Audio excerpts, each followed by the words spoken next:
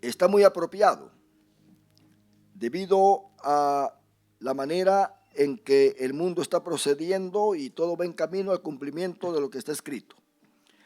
Abra su Biblia conmigo en Apocalipsis 17. La semana pasada hablamos sobre parte del bosquejo que íbamos a tomar para este estudio y estuvimos viendo todo de una forma panorámica, pero vamos a ir avanzando poco a poco para que veamos realmente lo que este capítulo nos está mostrando. Este capítulo pues habla de una mujer que anda montada en una bestia, y esta mujer es una mujer ramera, ha engañado a todos los hombres, las naciones, con el vino que tiene en ese cáliz de oro, que está lleno de abominaciones y de la inmundicia de su fornicación. Es una referencia, hermano, a la religión. La religión, no por ser religión, es buena. Todos nosotros sabemos que hay muchas religiones en la tierra. La religión es el esfuerzo que el hombre hace para querer llegar a Dios, pero esta religión que está acá no es un esfuerzo para poder llegar al Dios verdadero, sino para poder desviar o tergiversar la fe que el hombre podría tener en el Dios verdadero, a un Dios que es ficticio en sí, que es en sí el mismo diablo. El diablo del principio quiso tomar el lugar de Dios, sentarse en su trono. Al mismo Cristo le dijo: todo esto te daré si postrado me adorares. Pero el diablo no anda buscando solamente adoración, anda buscando reino. Él sabe muy bien que Cristo va a reinar 1000 años en esta tierra, y él va a tratar de toda manera evitar todo esto para que Cristo no reine, porque él es el que quiere reinar. Lo va a lograr de una manera ilusoria, durante estos 7 años de tribulación. Pero el mismo Dios no lo va a dejar en paz. Así como ahora mismo el diablo no quiere dejar en paz a la iglesia, también durante la tribulación, que la iglesia no va a estar en la tierra, Dios va a estar atormentando el trabajo de la bestia. Así que tenemos acá una mujer que está subida, montada en una bestia, esa bestia que vio Daniel. Pero no te vi la paciencia de esta bestia. Esta bestia carga a esta mujer los primeros 3 años y medio. Y levanta una religión tremenda que engaña aún hasta los escogidos. Por eso en Mateo capítulo 24, Cristo advierte al pueblo y dice: cuando digan ahí está el Cristo, no vayáis. Porque esta religión va a ser tan impactante, especialmente para el pueblo de Israel, que el mismo pueblo de Israel va a pensar que este jinete del caballo blanco que aparece en el capítulo 6 es el verdadero Mesías, porque están rechazando al Mesías verdadero, que es Cristo. Pero a los 3 años y medio, esta bestia que carga la ramera se va a voltear y va a destruir la ramera. En otras palabras, la Babilonia religiosa va a ser destruida por la Babilonia política. Eso va a suceder a los 3 años y medio. Y en la segunda mitad de 3 años y medio va a estar entonces la Babilonia política reinando. Y esa va a ser la que va a venir contra Cristo. Ese cuerno pequeño que habla acá el capítulo 17 es el que va a estar guiando a todos estos gobiernos y los va a reunir para que estén en Armagedón porque sabe que ya la venida de Cristo viene. Es la venida visible, porque la venida de Cristo tiene dos fases: el rapto de la iglesia, que tiene un intervalo de 7 años entre su venida física. Y aquí tenemos un nombre, que es Babilonia la Grande, la madre de las rameras y de las abominaciones de la tierra. Era costumbre de las rameras insolentes colgar carteles con sus nombres, como que querían ser identificadas, para que todos supieran, ¿verdad?, quiénes ellas eran y las pudieran identificar.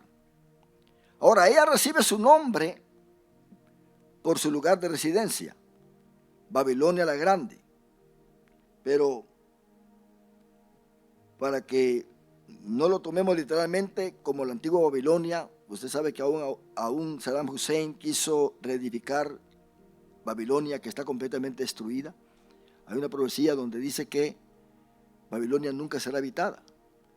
Algunos piensan que la Babilonia la Grande va a ser, literalmente Babilonia va a ser reedificada ahí donde está, junto al río Éufrates, pero no necesariamente va a ser así, ya que aún Pedro menciona a Babilonia, pero no se refiere a la Babilonia donde reinó Nabucodonosor, sino se está refiriendo a Roma. Es un sentido simbólico. Pero ¿por qué le llama a Roma Babilonia? Porque de Babilonia, hermano, salieron todas estas formas de ritos y ceremonias, esta religión maligna que ha apartado a la humanidad completamente de Cristo Jesús. Y ella recibe su nombre por su forma, por su práctica, que son infames. Y note bien que no solo es una ramera, sino una madre de rameras. Quiere decir que hay más rameras. Ella cría rameras, las cuida, las instruye. ¿Pero para qué? Para la idolatría y toda clase de lascivia y maldad. Es la madre y nodriza de toda religión falsa y conversación inmunda. Y note bien que ella tiene su alimentación. Se saciaba de la sangre de los santos y aún de los mártires de Jesús. Bebió su sangre con tal avidez que se embriagó con ella. Eso es lo que está diciendo acá el capítulo 17. Le resultaba tan placentero todo esto a ella, que realmente no sabía cuándo era ya suficiente. Estaba saciada, pero nunca estaba satisfecha. Nunca. Juan se quedó admirado cuando le presentó el ángel a esta mujer montada sobre la bestia y se dio cuenta que realmente la persecución a los hijos de Dios, a los siervos del Señor, venía completamente de la cuna de Satanás. Por eso razón tuvo Cristo de decir que las puertas del infierno no iban a prevalecer en contra de la iglesia. Jesús sabía lo que estaba diciendo. La gente escuchaba a Jesús y no sabía realmente lo que se estaba indicando acá. Aún nosotros todavía no tenemos una suficiente noción para poder saber y entender la trama de Satanás en contra de la iglesia, que muchas veces a nosotros mismos nos puede enrolar. Y Satanás no hace tanta bulla, mi hermano. Satanás viene con mucha sutileza, tratando de manejar los asuntos muy profesionalmente, muy éticamente. Porque sabe muy bien que si Satanás, si él actúa muy locamente, nosotros lo vamos a notar. Entonces, ¿qué es lo que hace? Él mete cizaña dentro de la iglesia. Él esconde levadura dentro de la iglesia. Satanás, hermano, realmente, dice el apóstol Pablo, que no ignoramos sus maquinaciones. ¿Qué es una maquinación? Son ideas que se conciben para, de una forma estratégica, llevar a cabo algo. Entonces, hermano, él no solamente nos acusa, él está viendo cómo destruir todo aquel que adora a Cristo. Si hay una iglesia que en verdad adora a Dios, Satanás la sabe distinguir y se propone a destruirla. Y note bien que tiene sus instrumentos dentro del pueblo. Pero Dios, hermano, siempre está presto para defender su obra y hablarnos a tiempo para que nosotros despertemos, no seamos nosotros manejados por la influencia satánica. Note bien que el diablo no se va a meter en nosotros. Él no se mete en una persona. La única vez que se metió en una persona fue en Judas.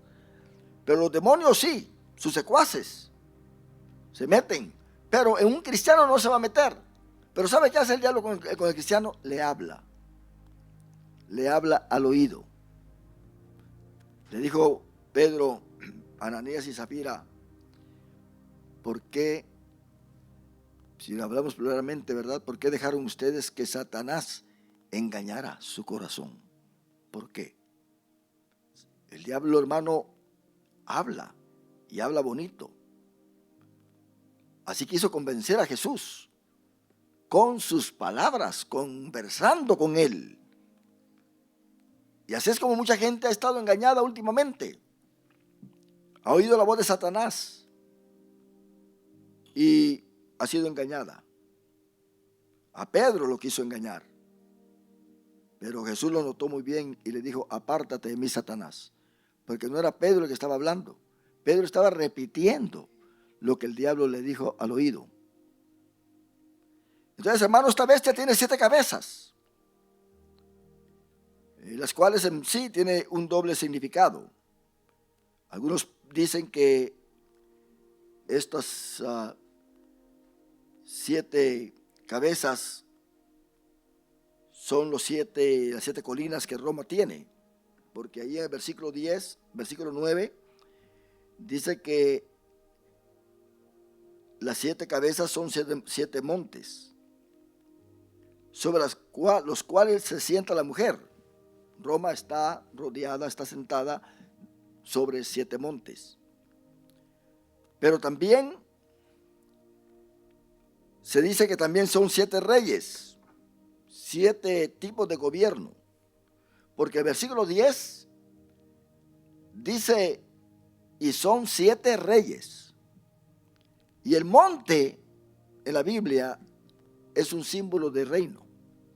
Note bien que cuando estaba esa estatua que soñó Nabucodonosor, dice que salió una piedra no arrojada con manos, sino que y le pegó en los pies a la estatua, que estaba representando todas esas naciones que iban a subyugar a Judá, y la estatua fue destruida. Y dice que cuando pegó en esa estatua, esa piedra en sí se convirtió en un gran monte, que se refiere al reino milenial de Cristo.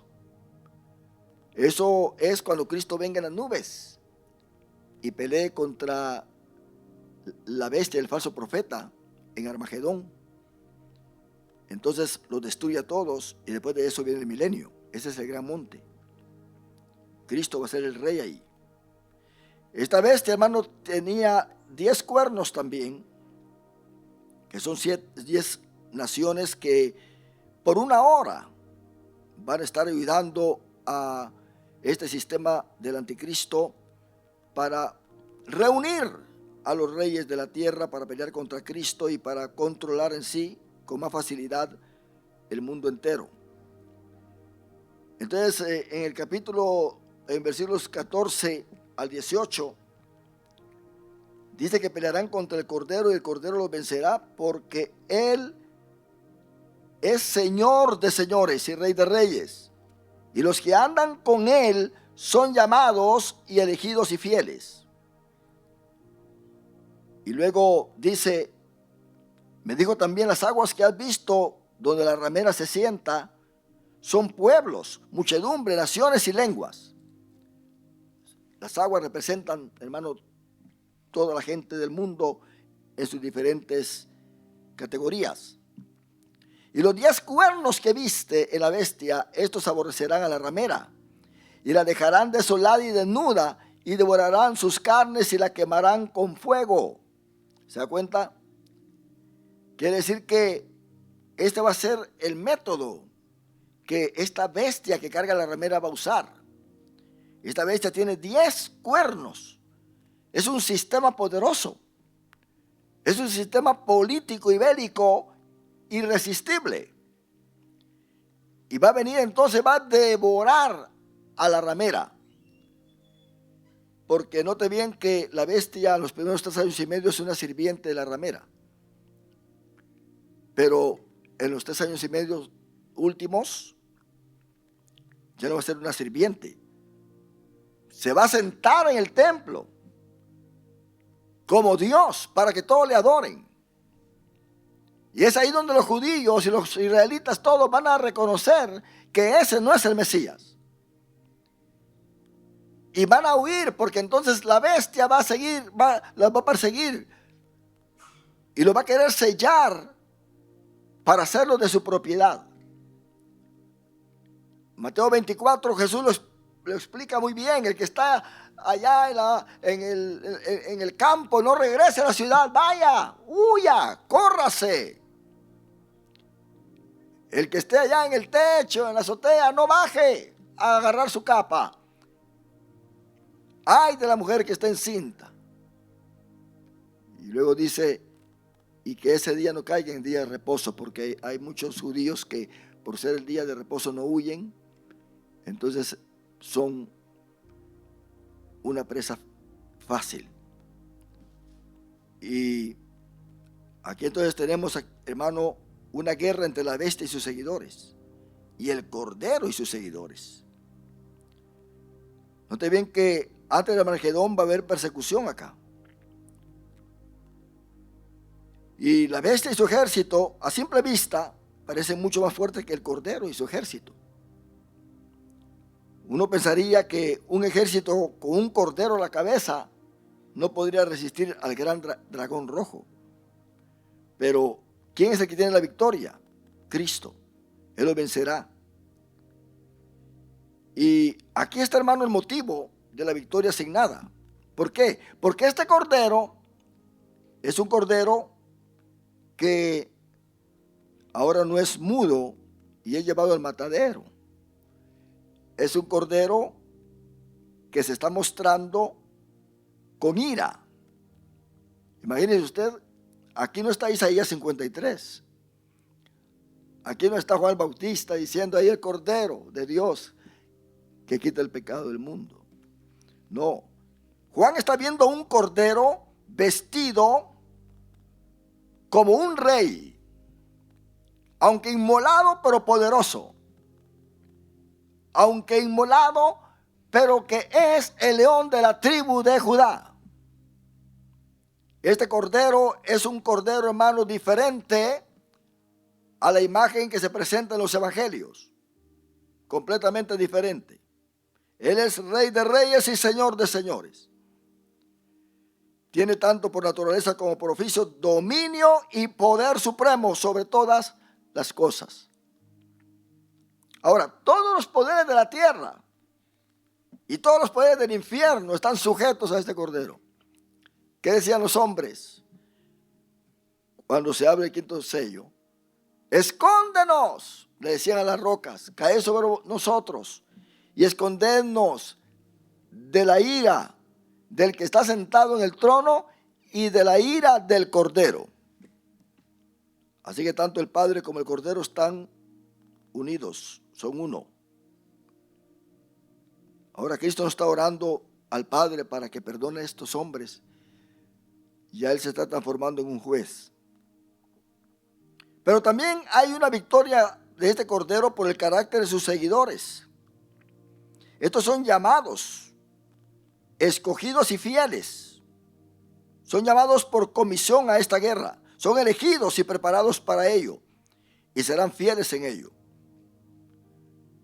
Es un ejército fuerte, mi hermano, porque tiene un comandante fuerte a la cabeza.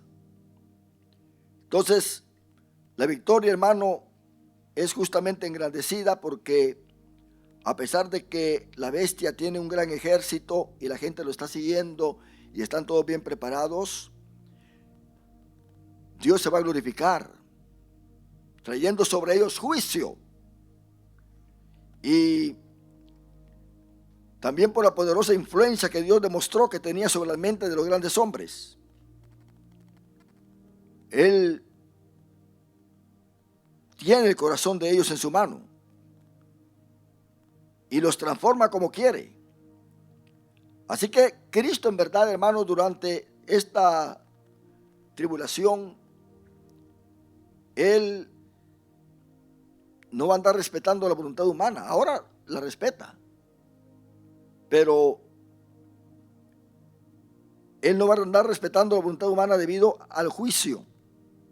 Si el anticristo hace algo es por la voluntad permisiva de Dios, no porque Él tiene o tenga una voluntad absoluta.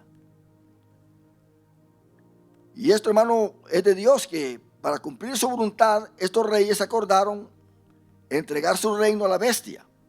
Estaban judicialmente cegados y endurecidos para hacerlo. Y también es de Dios que estos corazones se volvieron contra la ramera para odiarla, dejarla desolada y desnuda, comer su carne y quemarla con fuego.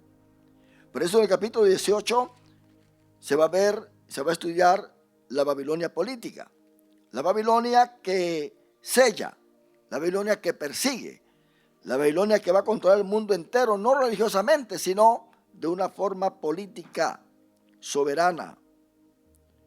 Y esto, hermano, es lo que nos espera. Por eso el capítulo 17 y 18 son dos de los capítulos más intrigantes de la Biblia y todavía de los más dificultuosos y disputados.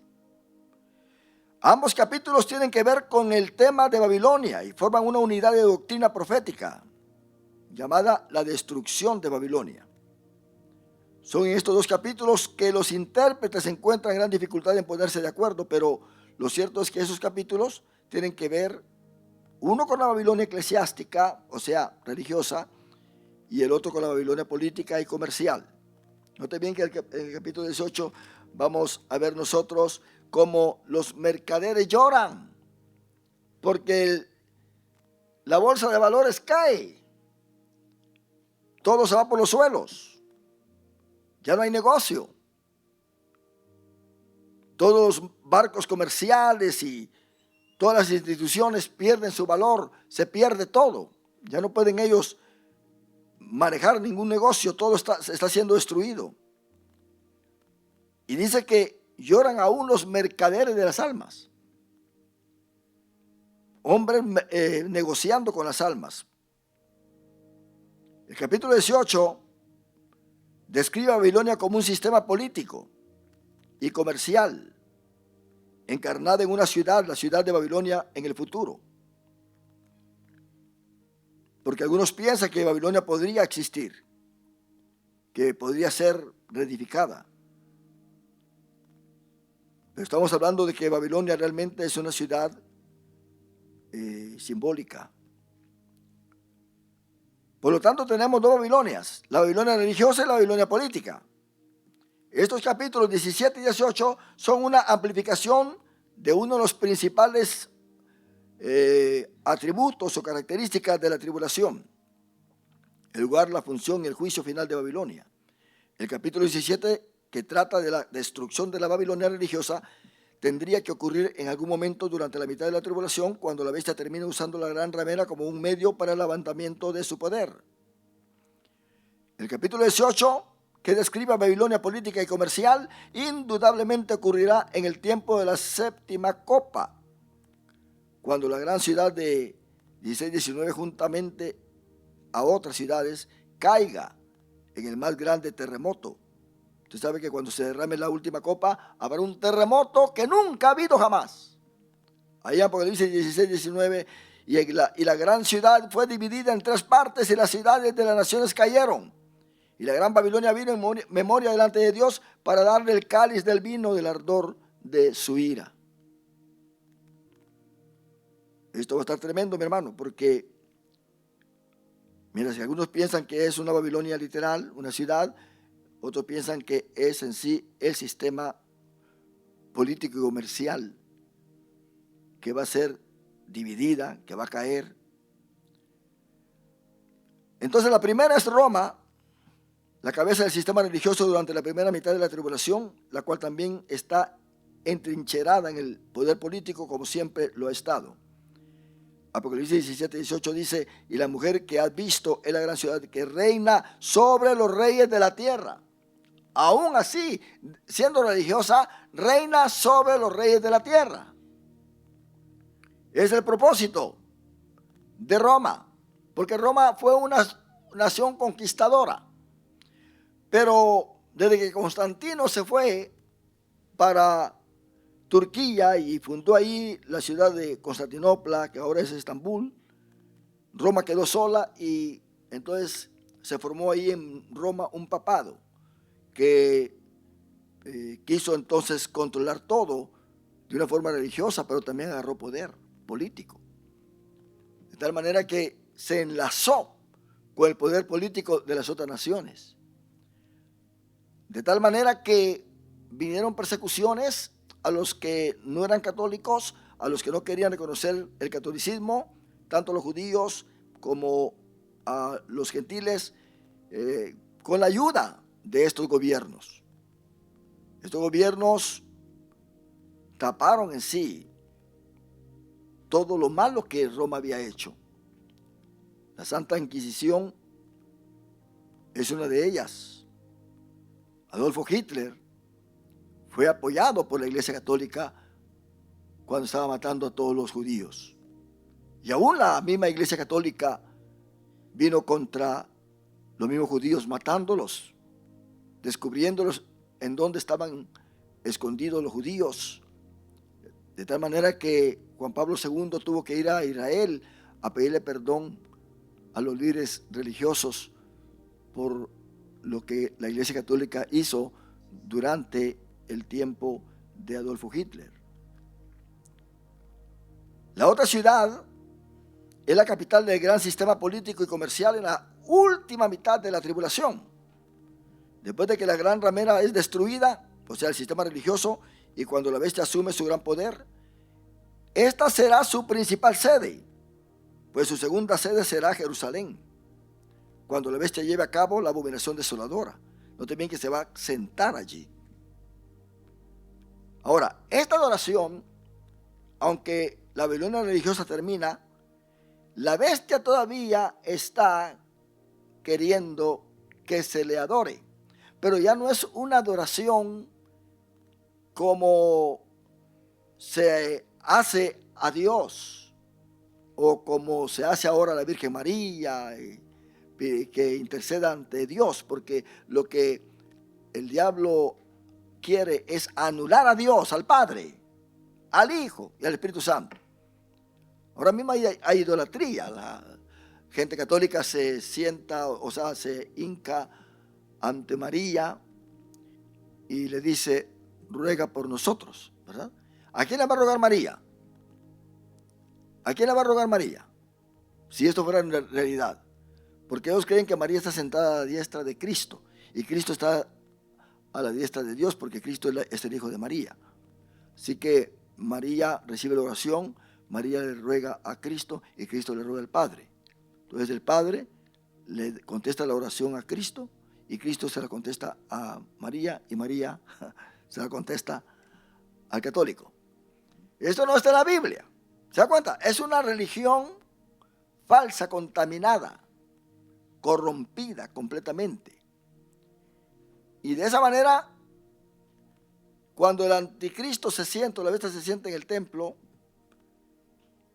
va a ser la adoración similar a la adoración que los emperadores romanos solicitaron del pueblo. Los emperadores romanos eran adorados por el pueblo. Es por eso que la iglesia sufrió persecución, porque el Señor, número uno, tenía que ser el emperador romano, cualquiera que fuese. Bueno, por supuesto hubieron emperadores que no pidieron no obligaron al pueblo a adorarlo porque sus reinos fueron cortos. Pero Domiciano fue uno de ellos que persiguió. Note bien que en su tiempo estaba Juan. Juan nunca lo quiso adorar. Y tenemos a estos emperadores que una vez al año te obligaban al pueblo a subir a adorar a su figura, donde quiera que estuviese. Y el que no lo hacía, no lo estaba reconociendo como Señor. Entonces la iglesia cristiana, los cristianos no salían, no iban allá. Mejor se iban y se escondían, se iban a las cuevas y eran buscados y ahí los mataban, porque ellos decían que el único Señor era Jesucristo y que los emperadores romanos nunca van a poder sobrepasar el poder de Jesucristo como Señor. Entonces lo mataban. Y ahí estaba el problema, hermano.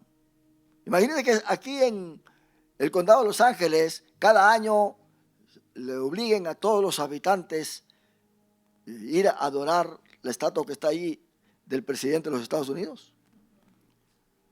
Y el que no lo haga, pues lo matan. Por eso es que la iglesia era perseguida, porque muchos huían cuando se estaba acercando esa fecha, para no ir a adorarlo. Así que esa adoración es una adoración política, subyugando a los subordinados. Y como sea, aunque el aspecto religioso, incluso visto en Roma hoy, tuvo sus inicios en la Babilonia antigua o en el babilonianismo, la gran ciudad mencionada en 17 y 18. Es más probable que se refiera a la ciudad reedificada de Babilonia, dicen algunos, porque esta ciudad y este nombre personifican el sistema completo religiosamente, políticamente y comercialmente. Estas son las tres secciones, hermano, que controlan el mundo entero: lo religioso, lo político y lo comercial. Razón tuvo Jesús cuando oró y dijo: Padre, ellos están en el mundo, pero no son del mundo. Aún en esa oración, Cristo estaba profetizando algo maravilloso, y era que la iglesia, que no es del mundo, nunca iba a estar bajo el poder del dominio de la bestia, porque la bestia del mundo iba a dominar al mundo, iba a controlar el mundo, pero no al cuerpo de Cristo. La iglesia es el cuerpo de Cristo, y si la bestia controla el cuerpo de Cristo, está controlando a Cristo. Por eso Cristo saca a la iglesia de la tribulación, para que la iglesia no sea controlada ni religiosamente en los primeros 3 años y medio, ni políticamente en el segundo 3 años y medio. O sea, en los segundos 3 años y medio. Entonces, la iglesia no es de este mundo. Por esa razón, mis hermanos, tenemos que estar nosotros de acuerdo a lo que la Biblia dice. Aún como buenos ciudadanos, al dar nuestro voto por alguien, ya sea en un distrito, en un estado, para un gobernador o para el presidente, tenemos que entender cuáles son las bases fundamentales. Nosotros estamos realmente apoyando sus propuestas que vienen contra la Biblia, o nos interesa más lo político que la Biblia, lo comercial más que la Biblia. Es cierto, no ningún líder en ninguna parte del mundo es perfecto. Pero la iglesia se tiene que inclinar más bien a aquel líder que respeta los principios bíblicos. No importa que nos caiga mal la persona, pero nosotros no vamos a andar apoyando a un cuerno pequeño que habla blasfemias contra Dios, impulsando el pecado, fomentando la perversión en las familias. No podemos nosotros. Si lo hacemos, estamos dentro del sistema político del anticristo. Porque, hermano, esto es lo que va a pasar acá durante el sistema político de la bestia. No va a haber religión, pero va a haber adoración. ¿Por qué digo no va a haber religión? Porque la religión siempre exige ciertas normas de comportamiento que vengan a ser aceptables dentro de la sociedad. Mas, sin embargo, en el sistema político se va a hacer que las personas actúen no de acuerdo a la sociedad, sino de acuerdo al gobierno malévolo, maligno del cuerno pequeño que quiere traer al hombre en contra de Dios. Cuando veamos más adelante y comparemos nosotros lo que el falso profeta hace para favorecer la bestia, nos vamos a dar cuenta que manda a que todos los hombres del mundo, los científicos, crean una imagen de la bestia. Y esta imagen va a hablar, va a hacer descender fuego del cielo.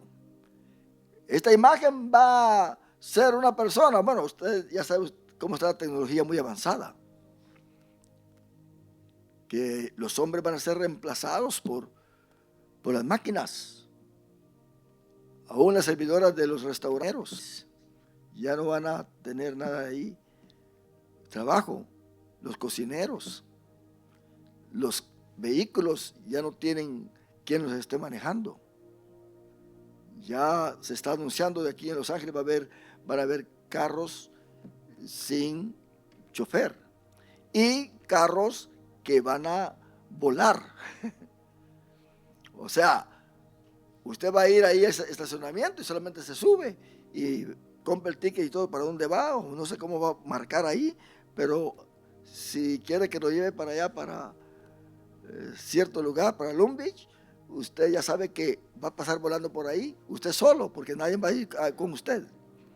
Déjeme decirle, yo ahí no me subo usted, por muy avanzada que sea la ciencia. No me subo, porque esos van a ser piloteados de una forma mecánica sin tener el piloto ahí adentro. Pero esta bestia, hermano, es representada por la imagen. Ahora, cuando Pablo dice que se va a sentar en el templo, realmente no es la bestia en sí, sino es su imagen. Note bien, es su imagen. Razón tuvo Dios de decir, no te harás imagen. ¿Se da cuenta? Porque él ya sabía lo que venía. Así que esto lo han practicado los emperadores romanos, hermano. Note bien que el pueblo de Israel ha tenido muchos problemas con los césares. Tuvieron problemas porque ellos trataron de poner imágenes en el templo. Augusto César quiso poner una gran águila ahí en Jerusalén, en el templo. Y una revuelta tremenda. Pensemos nosotros en Antíoco Epífanes, que puso la imagen de Zeus en el templo. Y pidió que todos adoraran a Zeus ahí en Jerusalén, obligando a los judíos a adorar a Zeus y a no circuncidarse ya más. Fue cuando los macabeos se levantaron. Macabeo quiere decir martillo, y portillo así yo, martillo. Yo me voy a sentir elogiado. Martillo. Y note bien, mire qué cosas. Pelearon contra Antíoco Epífanes y vencieron.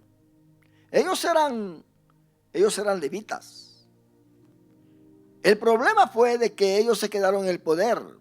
Ningún levita estaba para reinar. Todos tenían que ser de la descendencia de David. Ellos eran de la descendencia de Leví. Y cuando ellos ya ganaron todo, entonces ellos empezaron a ser los gobernadores de Judá. Y esto no le gustó mucho a los judíos.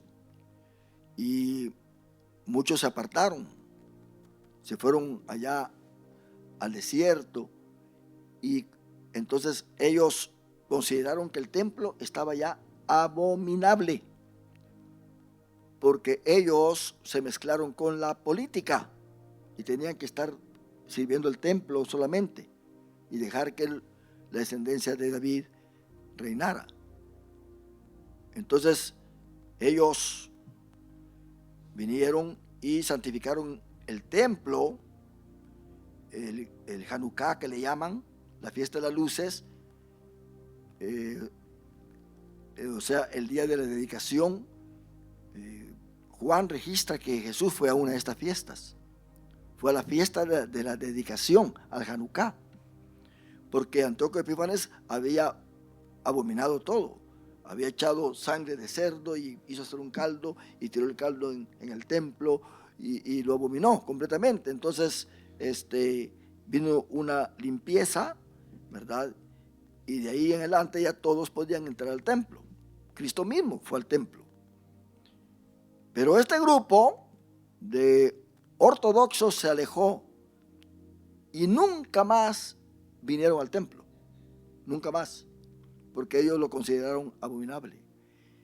Y ellos recibieron el nombre de esenios, los esenios, que tenían su propia comunidad. Ellos tenían copias del Antiguo Testamento y fue así como encontraron la copia de Isaías y otras copias más ahí en las cuevas que están ahí cerca del mar Salado, del mar Muerto. Así que, hermano, Israel tiene una historia tremenda. Y todo esto, en medio de todo esto hay una conservación de parte de Dios. Dios mismo conservando su pueblo, conservando las escrituras, conservando creencias, conservando muchas cosas. Y esto es hermoso. En el capítulo 17, o sea, el capítulo 17, es en parte una amplificación del capítulo 13, en que nos muestra una de las maneras en que la bestia y su sistema político se levanta en poder. Él usa la influencia religiosa y el poder de la mujer, el sistema religioso de Babilonia de misterio. Pero el capítulo 18 es una amplificación de la séptima copa descrita en el capítulo 16 que nosotros ya estudiamos. Dice Apocalipsis 16, 17 al 21, leamos este pasaje. El séptimo ángel derramó su copa por el aire, y salió una gran voz del templo del cielo, del trono, diciendo: ¡hecho está! O sea, terminó todo. Entonces hubo relámpagos y voces y truenos, y un gran temblor de tierra, un terremoto tan grande, cual no lo hubo jamás desde que los hombres han estado sobre la tierra. ¿Se da cuenta? Y la gran ciudad fue dividida en 3 partes. Y las ciudades de las naciones cayeron, y la gran Babilonia vino en memoria delante de Dios para darle el cáliz del vino del ardor de su ira. Y toda isla huyó, y los montes no fueron hallados. Y cayó del cielo sobre los hombres un enorme granizo, como del peso de un talento, que son como 100 libras aproximadamente. Y los hombres blasfemaron contra Dios por la plaga del granizo, porque su plaga fue sobremanera grande. Note bien que estos hombres nunca iban a adorar a Dios. Ya pertenecen a Satanás. Hay gente, hermano, que por sus propias convicciones, por sus propias decisiones, se han marcado, se han dejado marcar por Satanás, de tal manera que les pasó lo de Caín, que dice: ¿por qué Caín mató a su hermano Abel? Porque era del maligno. ¿Se da cuenta? Es peligroso, hermano, que nosotros estemos pensando que somos de Dios y realmente seamos del maligno. Realmente el que no se va en el rapto, hermano, es del maligno.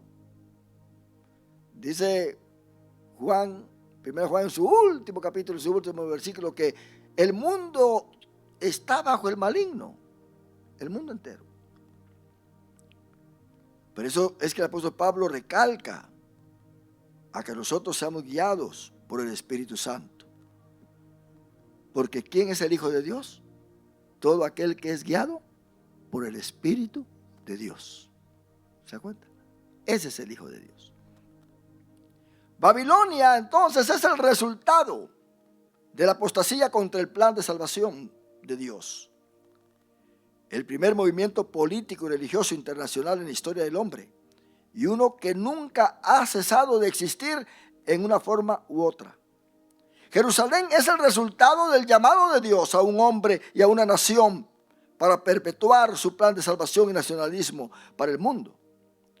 Aquí hay algo, hermano, que si lo explico quizá no me van a entender si ya tienen sueño.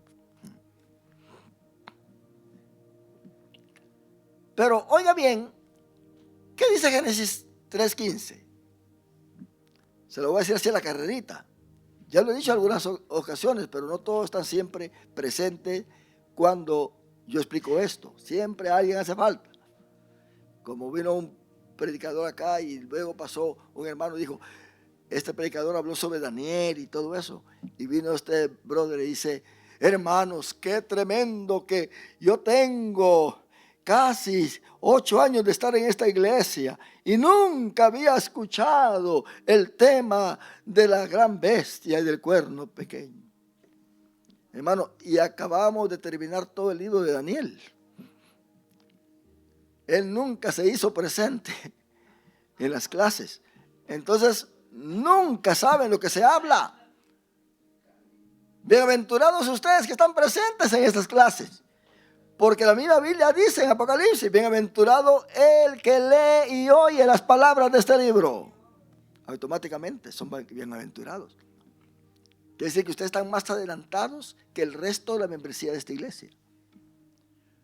Porque de repente va a venir alguien a predicar un tema profético y dice: wow, si esos temas los predicar el pastor. Pero lo que pasa es que no viene los días viernes. ¿Y por qué no viene los días viernes? Porque hay que orar. Y como no le gusta orar, entonces pues, como dicen allá en los países, que vaya a ver qué se haya. ¿Qué significa eso? No, que vaya a ver qué se haya. ¿Qué significa eso? ¿Eh? En otras palabras, no está interesado en nada. Pero oiga bien: y pondré enemistad entre ti y la mujer. ¿A quién está hablando ahí Dios? A ver, caballero, dama, rápidamente. ¿A quién está hablando Dios ahí? A la serpiente. A la serpiente. Le dice a la serpiente: pondré enemistad entre ti y la mujer. Oiga bien, la serpiente y la mujer. ¿Será que esa mujer es Eva? ¿Será que esa mujer es María, la madre de Jesús? ¿O será que esa mujer es Israel? Como dice Romanos capítulo 9, de donde viene Cristo, quien es Dios. ¿A quién es que ve embarazada Juan en el capítulo 12 de Apocalipsis? ¿A quién? ¿A María, a la iglesia o a Israel? A Israel. ¿Quién es la que da luz a un hijo que va a reinar con vara de hierro. Esa mujer. Así que la mujer es Israel. Lo tremendo del caso es que la otra mujer aparece acá y también aparece en Isaías. Si usted va a Isaías 47, le llama mujer voluptuosa. Es una mujer que trae una falsa religión, trae todo lo del diablo en sí. Y esa enemistad está ahí, hermano. Usted tiene que entender de que nunca vamos nosotros a ser amigos de la simiente de esta mujer. Jesús le dijo aún a los judíos: vosotros sois hijos, pero de vuestro padre el diablo. ¿Se da cuenta? Por esa razón, hermano, nosotros tenemos que entender que Israel produce a Cristo, mientras que Babilonia produce a la bestia. Produce un sistema religioso falso, corrupto, que el próximo viernes vamos a estar hablando sobre lo que viene de Babilonia, todos sus ídolos, todos sus dioses, el sistema que se quiso adelantar a lo que los evangelios nos presentan.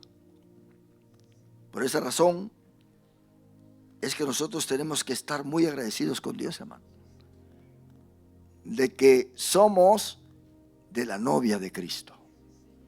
Somos de la iglesia, el cuerpo de Cristo. ¿Cuánto damos gloria a Dios, hermano? Póngase de pie y damos gracias a Dios por esta palabra. Los niños pasan al frente.